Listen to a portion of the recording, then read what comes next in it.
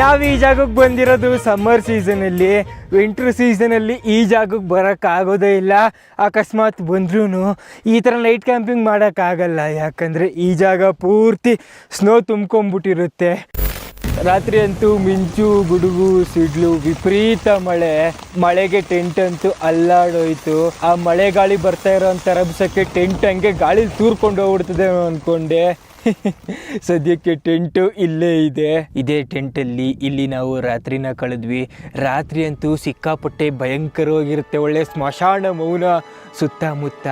ಆದರೆ ಬೆಳಗ್ಗೆ ಎದ್ದಿದ ತಕ್ಷಣ ಪೂರ್ತಿ ಸ್ವರ್ಗ.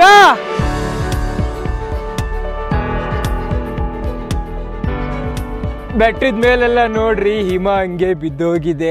ರಾತ್ರಿ ಎಲ್ಲ ಹಿಮ ಬೀಳುತ್ತೆ. ಅದೇ ಹಿಮ ಈ ಬಿಸಿಲಲ್ಲಿ ಕರ್ಗಿ ಕರ್ಗಿ ಕರ್ಗಿ ನೀರಾಗಿ ಹರಿಯುತ್ತೆ. ಅದೇ ಕೆಲಸ ಇಲ್ಲಿ ಆಗ್ತಾ ಇದೆ ನೋಡಿ. ಭೂಮಿ ಮೇಲಿರೋವಂಥ ಸ್ವರ್ಗ ನೋಡ್ರಿ. ಇಲ್ಲಿ ಬೆಟ್ಟ, ಕೆರೆ, ಇಲ್ಲಂತೂ ಪೂರ್ತಿ ಹಿಮದ ಮೇಲೆ ನಡ್ಕೊಂಡು ಹೋಗ್ಬೋದು.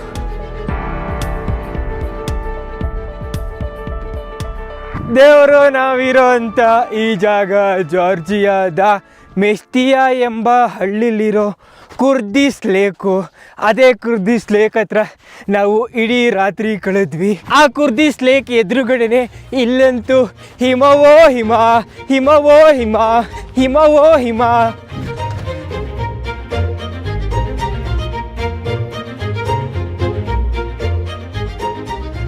ಸುಮಾರು ದಿವಸದಿಂದನೇ ಸ್ನೋ ಬಿದ್ದೋಗ್ಬಿಟ್ಟಿದೆ.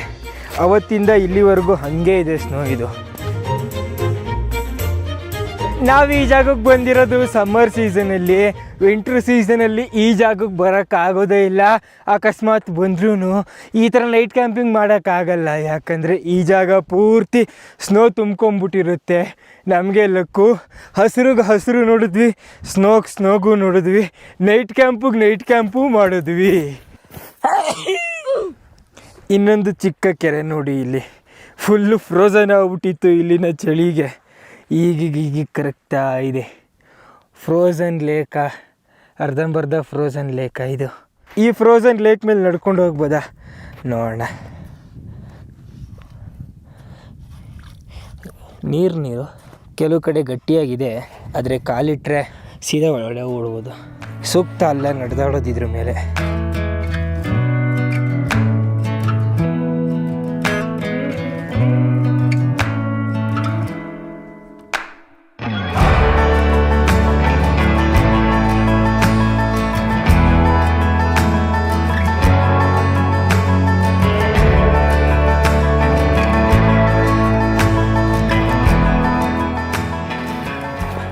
Hallelujah, hallelujah, hallelujah.